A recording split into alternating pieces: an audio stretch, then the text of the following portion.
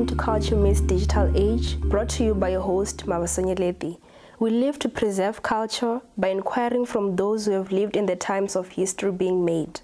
Today we have one of our greatest authors in Venda by the name of Ntsandeni TS. Now, for those who don't know you, who is Solomon Ntsandeni? Solomon Tshivhangwaho Ntsandeni, born at Hararushayi, Mbilwi, presently Sibasa. That's where I was brought up. Attended school at the then Mphaphuli Memorial School. Proceeded to Mphaphuli High School for junior secondary. And then because there was no matric, I had to go to Johannesburg and attended Musi High School in Pimville, Johannesburg. That's where I got my matric.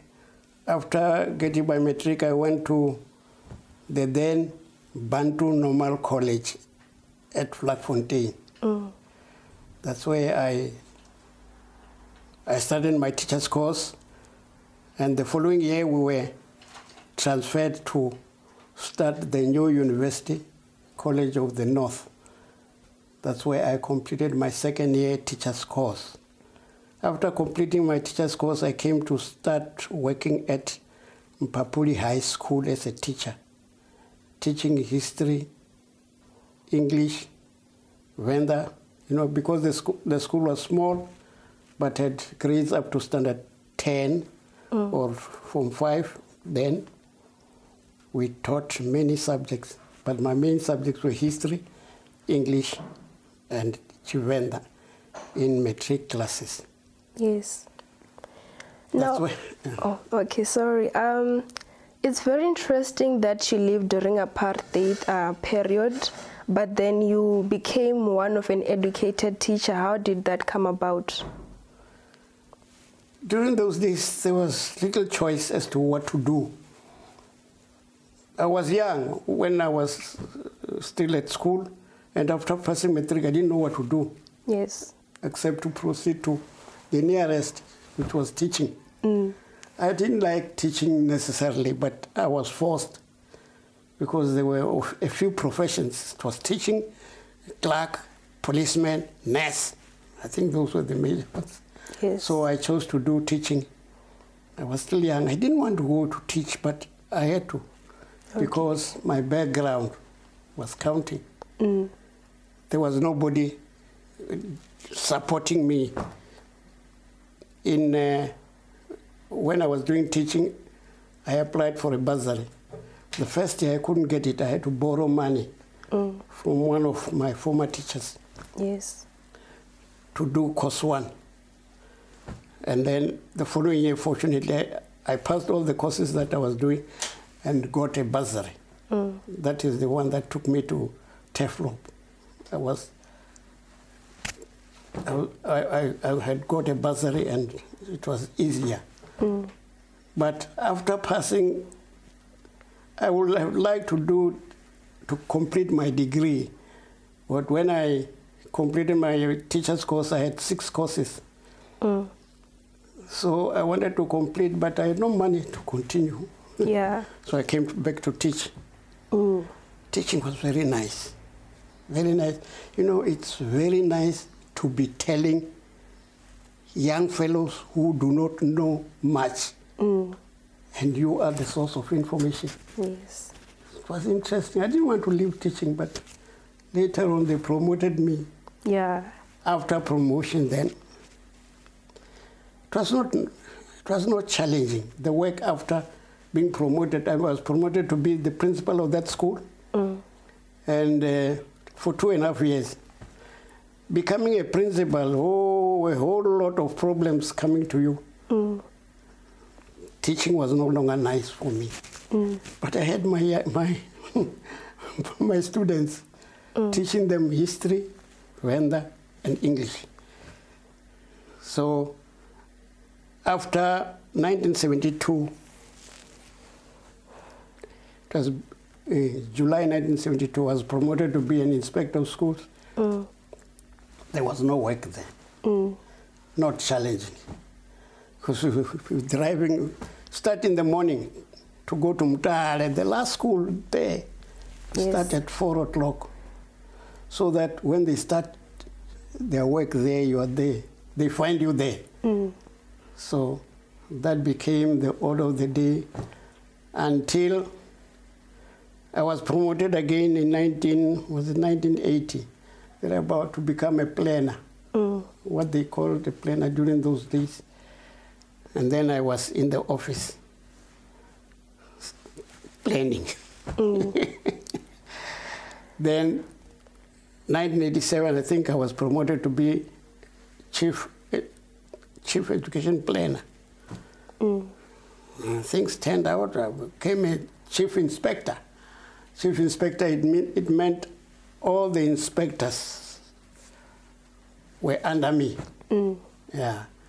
Then came the great day when Mandela was released, and we were later transferred to start the new provincial government in Pietersburg. I think we were two who were instructed to report at Pietersburg. Just a phone came on a Friday that we should report to Pietersburg there to start the new government. So I was there. Well, I was in charge of the whole inspectors, all the inspectors in Limpopo. But I was seconded, still seconded, getting my pay from vendor. Later, in sometime before July, posts were advertised. I applied for post of chief director. I didn't want to apply for the first post and the second post because I know they were very political. Didn't want to. So I applied for the post of chief director in charge of what I was doing. I got that post and worked as chief director, programs and provisioning until 1999, March, when I retired. After retirement, I decided I have not stopped working. When we were still at Sibasa here, under the Vhavenda government, we started a scheme. We just paid money into an account without determining what we're going to do with the money. After some time, we decided to form a small company, the Mise Investment Company. I've been the treasurer of that company since 1984 till today, keeping me busy. And because of that company, we saved another company that was falling, which was called Venda Development Company, the former butcher's store. Some of them, our members, were part of that company, so they appealed to us to help them with funds. We bailed them out and we became part of that company. I'm secretary of that company. So this is keeping me busy. I've never been bored since I left work in 1999. I'm still going on, but just lately, last year, I got what you call Bell's palsy. Where, when the mouth shifts. Yeah. That one, it caught me in 2002, but it was not severe. It took 3 months only. But this time, it took 6 months. I was translating this book. I started translating it in June, but I decided I couldn't do anything up to December. Even December, I've just started now. I started finishing it, I think it's last week. Because I don't know why, but it keeps on coming, and I just sit and do nothing. I will just sit before the TV and do nothing. But I think I'm coming up again. Yeah. I guess it's old age. It comes with old age. Yeah, but it affected me. That affected me. Even now, this eye, when I blink, I feel something. It's not smooth. Even this mouth, when I talk, I feel there's something wrong. Yeah. Yeah, but I'm pushing. Okay, so it's been like 20 years after you resigned in 1999, and now you have written a book called The Mphaphuli Dynasty in Crisis. Why such an intriguing book? It has always intrigued me, the contestation for the Mphaphuli throne between Madaje Munjezi Mphaphuli and his elder brother Pasana Chigume Mphaphuli. That intrigued me, and I wanted to write. I wanted to write a thesis for my masters using that topic. So it has always been ringing in my mind because I heard stories about that. Would I call it famous or notorious? It dragged the Mphaphuli tribe into problems. Yes. I think throughout history, the Vhavenda contest for the throne. Why? Because the chief marries many wives. And these children all belong to the chief. And the subjects, when they move about with these young fellows, they just decide to pick who they can prop to become chief so that they can eat. So Madaje's mother was a single. Okay. It matters. Chiefs would like to marry from singles so that they keep they keep the blue blood going. Now, unfortunately, Pasana's mother was not a single. So Madaje was encouraged because there's a saying in Venda, Madaje over a wangulungambili. Ngulungambili. Ngulu literally means the this. The traditional regalia that boys wear. Yes. Saying over wangulungambili means from the mother's side, he was single. From the father's side, he was single. So he was the most appropriate. And unfortunately or fortunately, most of the uncles sided with him. That is why he got courage. Until this went to the extent that they decided to install him. The uncles decided to install him as chief, as the head of the Mphaphuli tribe. Yes. One other reason was that he was supposed to have been given the Zitungulu, the mascots, Zitungulu, to continue the chieftainship. And he was supposed to have been taught the traditional way of their religion by his father. But this is supposed to have come because the firstborn, Pasana was supposed to have interfered with his his father's wives. See, when these chiefs grow old, but keep on marrying young wives, so the big boys find chance of interfering. But according to Venda custom, once you interfere with your father's wives, it means you are pushing him to death. It's as good as killing him. Okay. So once you do that, you cannot become chief. They say you are already an anchor. Oh. You have decided to make yourself an uncle. So that was his problem. Because at first, his father Ramwezi depended on him, on Pasal, when he was fighting with his own son Chikalange in favor of Makwarela. He depended on Pasal. But later, when Paswana interfered with his wives, he decided to shift. His love shifted to Madaj. And then,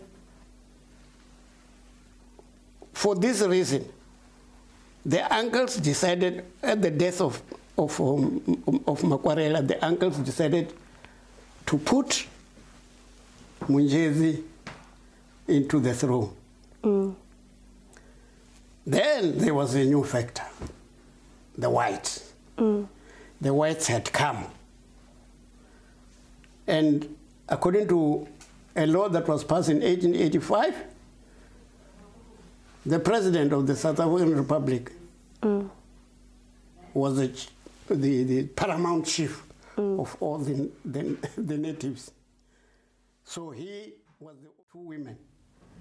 It was the Makazi, Tshivhanga, and the firstborn of the late chief, Mchinya,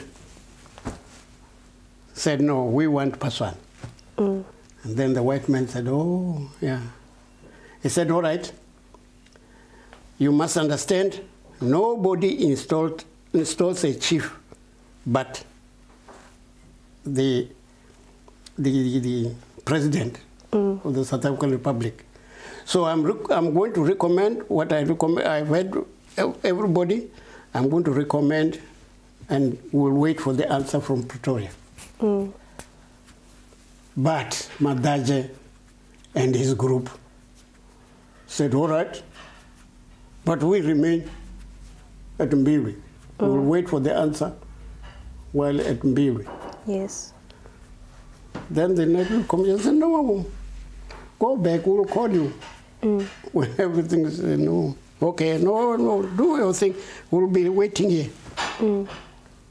And they waited, according to your grandfather, which Cornell, they were at Mbiri for 2 months. When they decided, when the sub-native commission said, no, Madaji, you are spoiling your case. Go back to your home, we'll call you. And thereafter, the government decided to install Paswan as the chief. Then, it was pandemonium again. Yes. Because I remember some of this information I got from I think I'll copy you, the history of which Cornell, describing how he went to, from when he was born and how he was transferred, he was banished to Zerast.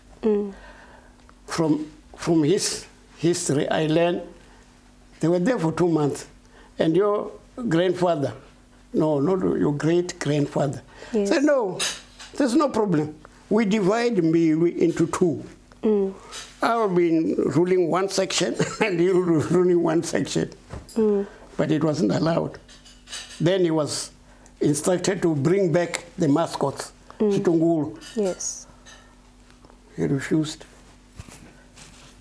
He didn't. They persuaded him next. He said, no, I was given by my father. There's nothing I'm going to give you.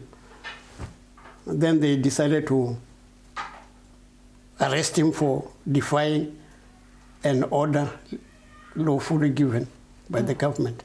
He was arrested, went to jail for 3 months. After 3 months, they had already organized an order from the Governor General banishing him from the Zolpansberg. So ultimately he was banished to from the Zolpansberg, first to Barberton. But while he was in Barberton, his lawyer, he had a lawyer, Mr. Man. His lawyer had appealed both the conviction and the sentence. While he was in Barberton, the lawyer sent a letter to him to say the appeal case is going to be heard in Pretoria. The date is there, I think the date there. Then it was upheld. He won the case. Then there was a frantic movement from the Sibasa officials. He couldn't be banished from Barberton. Yes. He must first go back home. He'll be banished from Gaba. Then they didn't know what to do, because when he comes back, they were afraid the people will say, he's back, he's back. But they gave him only 3 days to come home for 3 days and then back to Amanskraal. Yes. Yeah. So while that was happening, the new chief, Pasha, decided to expel all those who were siding with Madaji. And it was, almost everybody, almost every headman was removed. But when he came to Gaba, where he removed Madaji, his son Chikonelo had already been made a headman at Mahunguwe. Yes. By Makwarela, his grandfather. And when his father was removed from Gaba, he came to stay at Gaba, looking after his father's property. While he was there, all those Indunas, isn't it? Most of them were, not most of them, Wumbi. Mbi is a brother to Madaji. Okay. Wumbi the brother, Madaji. There were 5. The only girl was Kaku. Wumbi. And all the people around Wumbezi. Wumbezi, Hamakuya, there was a relationship between Madaji and the Hamakuya, because Makuya had married Madaji's daughter. Okay. Yeah, so all those Induras were siding with Pasha. So when they decided to put somebody in the place of Madaji, Gaba, they found all those Wambezi around that area sleeping there with their chikona. They were waiting for them. They were sent there. The commissioner gave them a certain Nkabele. Have you heard about Nkabele? No, I haven't. Yeah, the story. Nkabele was the policeman who was always helping being sent by Sibasa to Gaba. So he befriended himself with Pasana. Now the day they were going to install Majuda as the new headman of Gaba. Yes. They found these fellows waiting for them. And they were beaten. They were beaten. What I didn't write is, it is alleged that Pasana lost one of his shoes and ran. Pasana, the chief, lost one of his shoes and ran. But Nkabele was beaten. And when they reported the case to the native commissioner, it was a serious case. And when they reported to Pretoria, then they feared that they couldn't use the ordinary policemen. A squad must come from Pretoria. And this squad was held by a flying machine, an aeroplane, a military aeroplane. That's why it was the first time the people here saw an aeroplane. The first one came to reconnoiter the area. Yes. To find out how was it.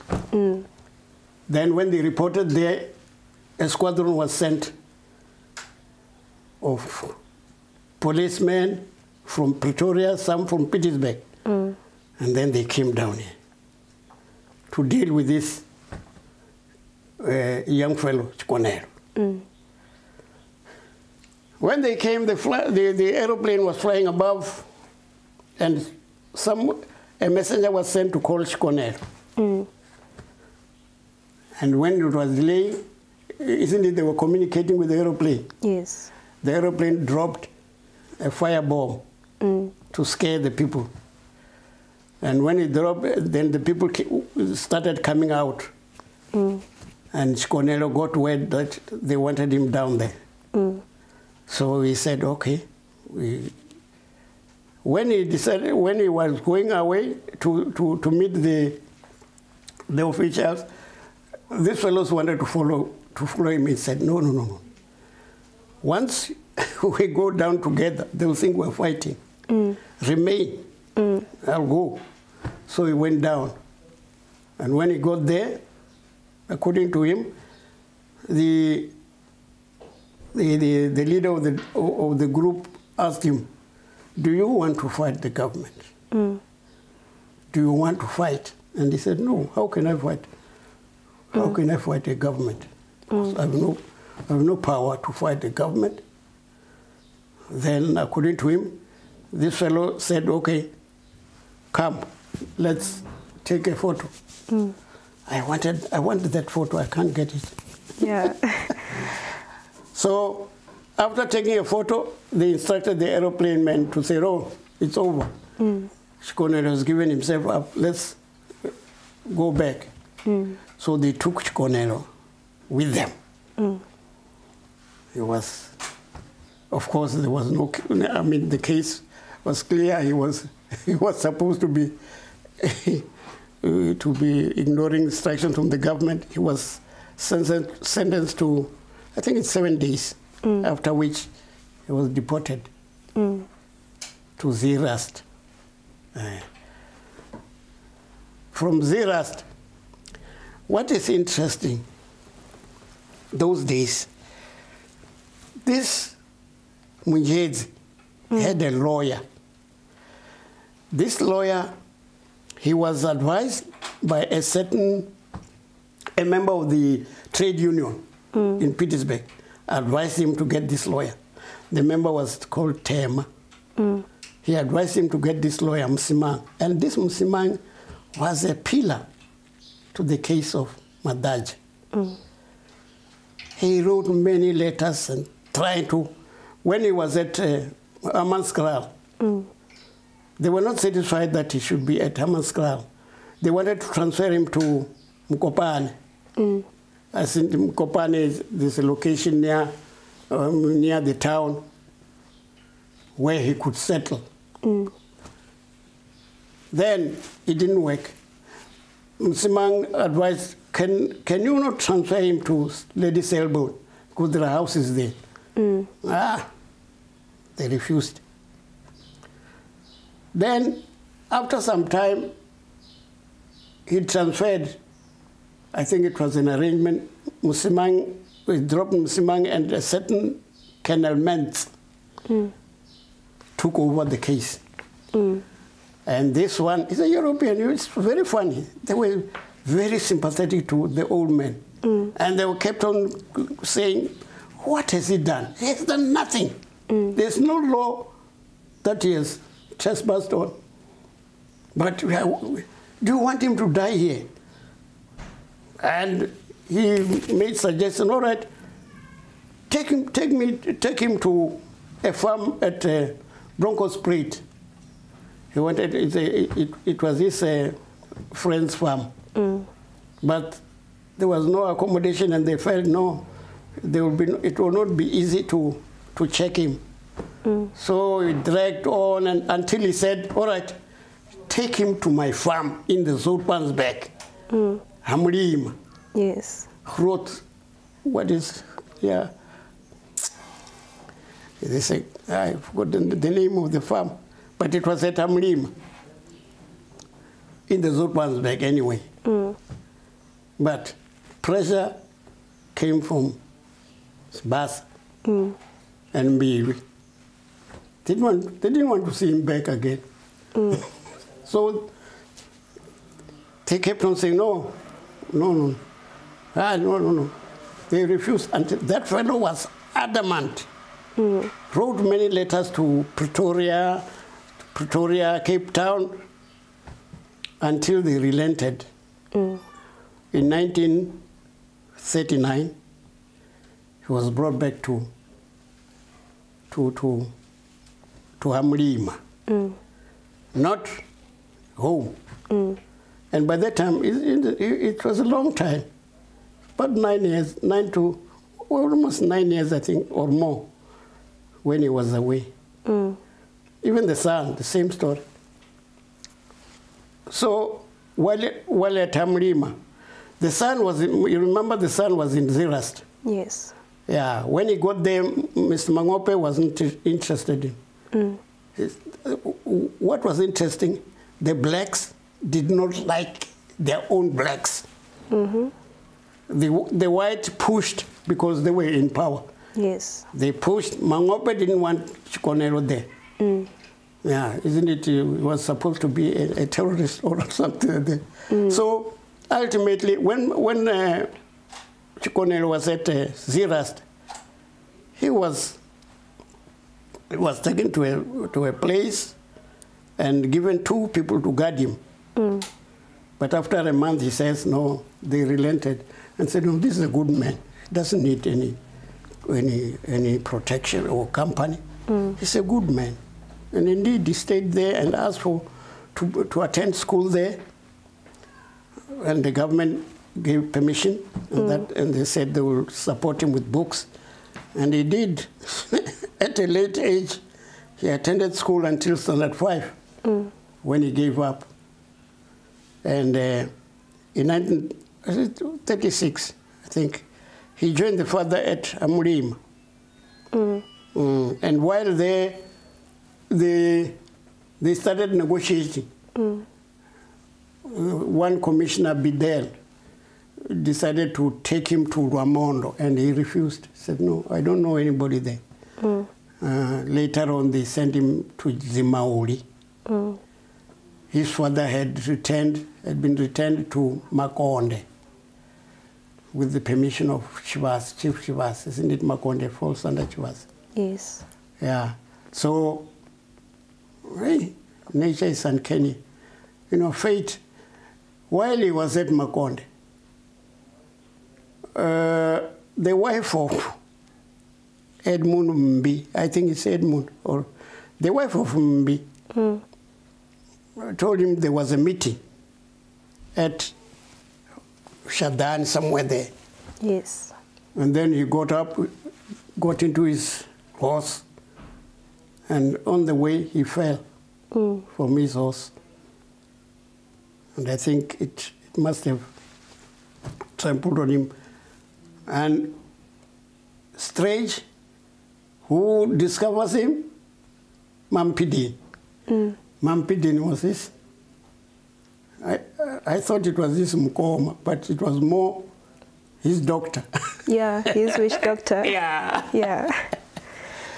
Yeah, Mampidin discovered him, and when they sent him to hospital, couldn't make it. Then Paswana had found a way. Already, Paswana was trying to get a place for the Mujezi people. And he wanted to take him to Mbaye. Mbaye is not West Fifth, next to Fifth. But later, when he had passed on, he changed his mind to say, no, okay, Mbaye is too small for you and your people. He was negotiating with Chikonelo now. And then they decided to take them to Soni, Hamacheka. This place, Hamacheka, when the Mphaphuli came, I think they found Nesoni. Nesoni. And then later, they put in Mabadanya, who was chased because the Shangal said, no, he's beating people. So he was chased. And then there was Razindo was placed there. And when Paswana was shifting people. He found a way of getting rid of that one and putting Sikonelo. That's when he went there. Yeah. So it's interesting. You know, this contestation was serious because most of those uncles had to live in Mphaphuli area. Some of them came back under Magweja, the son of Paswa, Jaji, Magweja, Mphaphuli. Magweja, you know Magweja? You know, don't know him? No, I'm not familiar with him. He was an ANC fellow who he also acted there. But his father came back during Magweja's time. Most of them went all over the place. And that's how chieftainship works in Vhavenda. The fact that Vhavenda have no definite strategy to say, this fellow born here will be the chief. Only this one will be the chief. They don't have that. So anyone can be chief? You don't know who is going to be chief. That is why people contest for it. Okay. So that was the problem. What have I left? I think you have said a mouthful for the history, and I believe that you are a historian because you're not reading from anywhere, but you're just saying it from the heart. Yeah. So what can be your final message to the young people of today when it comes up about learning history? They must know their history, because most of the things they're saying, they want land. What land? What land? To do what with the land? And of course, it's mostly people in town, because they want to go and settle there and not pay rent. You know, it's terrible. When you look at what's going on, you don't know. And the whites, up to today, the whites are just looking. And they are manipulating us, because you shout. There's no diplomacy among our people. Yes. You shout, they know everything. Now Ramaphosa has gone about trying to get funds. These whites, are they convinced Ramaphosa is in charge? No. No, he must convince them he's in charge. And how will he convince them? Just shouting. Everybody is just shouting. He's not doing well. So they are watching. Whatever is going to get, but... And the whites, you have whites among you who are watching, and they are keeping their property, their riches close towards themselves. You want people to come we want to employ people. Employ to do what? They're not educated, and the unions are saying, no, when you employ, you do this, you do this. It's terrible. So how can we take back our strength as young people moving forward? Hey, but you must get educated. Be educated. When you listen to our radio, hey, you just feel this is not the South Africa we want. Our children are not getting educated. And we are going back to our roots. We are going back. What for? When all the people are going forward, you get what the Europeans have given you something. Improve on that and continue going back, not going back. Okay. But it's strange, our people. There are people, even at this age, who are going, when children are born, they are doing all that they used to do. When they go to hospital, it's when things have gone wrong. Then they rush to the hospital. They say, they kill. At the hospital, they kill. When they decided to keep the case for a long time. But these things, for instance, my children were not subjected to our way of life. It was the hospital and nothing else. I went to our traditional doctors because during our time there was no way. But when I grew up, hospitals had come up, and I decided my children go to hospital. Yes. But the majority of the people in the, not even the rural areas, even in town, man, people are trying to go back. And there are educated people who are teaching that our children must get back to our culture. But their children are going to America. They are teaching the poor to remain where they are. Their children are going to America. I don't know what they're going to do with the Pen Language Board. What are they going to do with the 11 languages? Yeah. We must learn using our languages. Which one? Which one? Amongst Zulu. And when you say Zulu, it means you are forcing the majority of people to start learning a new language. It's a tricky issue. I don't know how you're going to solve it.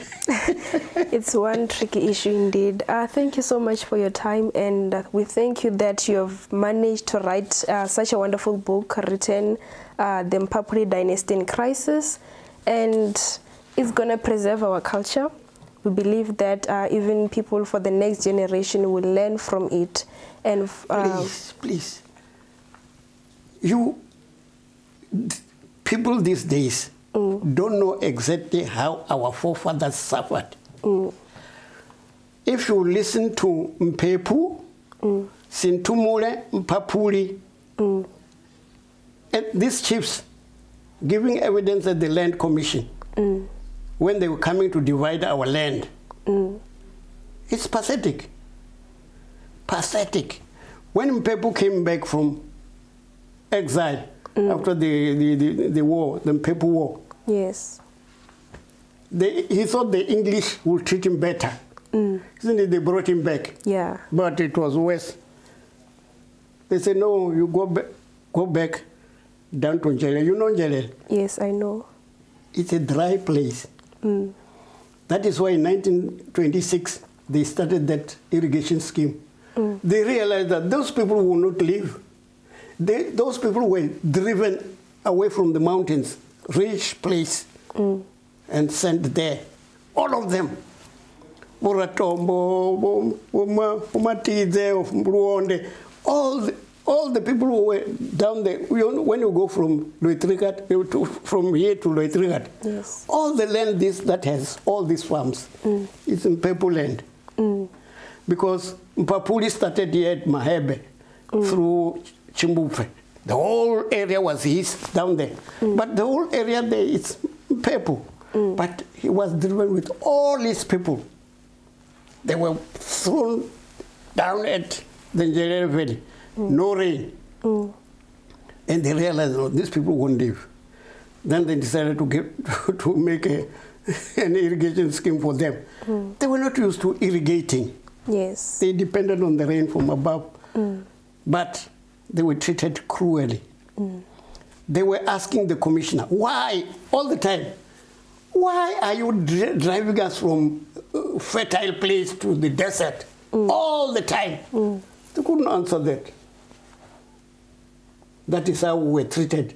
And then these fellows, the farmers who were coming to this commission, their main story was, no, you mustn't take all the natives. You must leave some of the natives to us. Yes. You mustn't take them all. Because they wanted free labor. They said it. Free labor for 90 days you work for the farmer without working for your own. So they wanted that type of labor. Although the government decided to make it easier for, and then our people some couldn't work in the farm. The young fellows went to town, and when they took to town, of course, town life was too bad for them. Came back with nothing. Yes. And all the time, they were getting, they wanted taxes. These taxes, even old people, even dogs, They were complaining about tax for dogs. We don't have anything to do with it. These dogs don't give us anything. But why should we be taxed for dogs? But the government treated them that way. They were taken from fertile ground to the valley. Mphaphuli was saying, please, he was saved because of malaria. This area was not so good for whites. Yes. Yeah, that's why most of the farms, they were made to buy back. You know, the Mphapulis have a stark straw. So it was a farm, a white farm. They had to buy it back from Mphaphuli. But across there, the Shangans and Tsongas, those who were given, they were given farms. There were farms already, but they were given, you know, there's Jimmy Jones.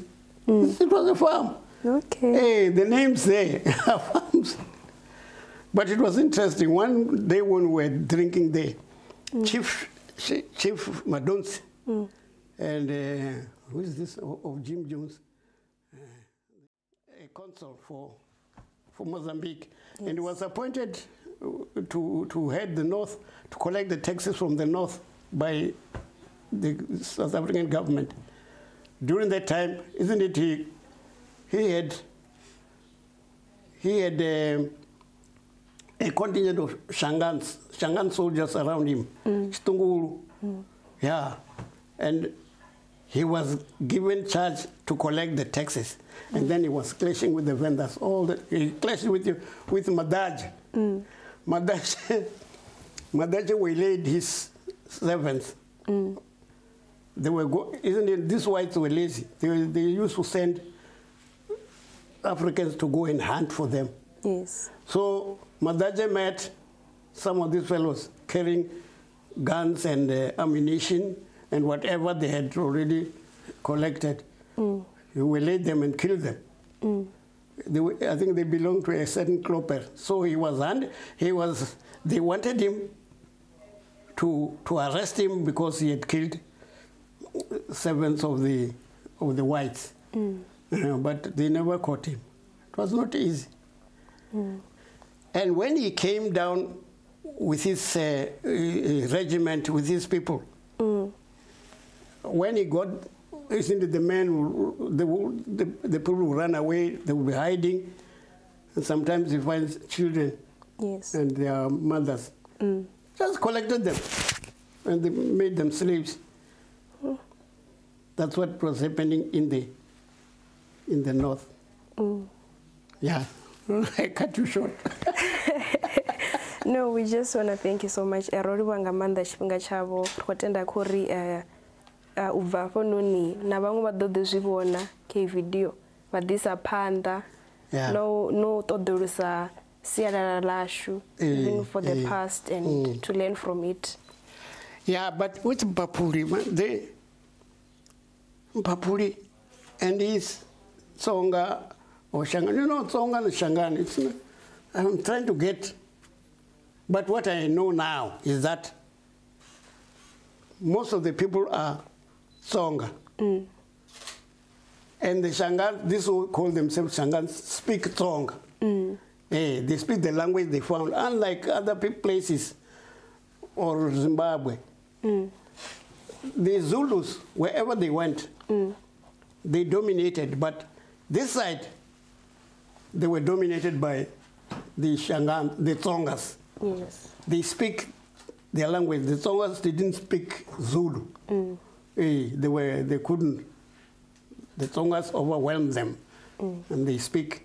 The Shangas, you get the names. You find the names are Zulus, but they speak Shangan. They speak Shangan, yeah. I've come across a lot of that. Yeah. And this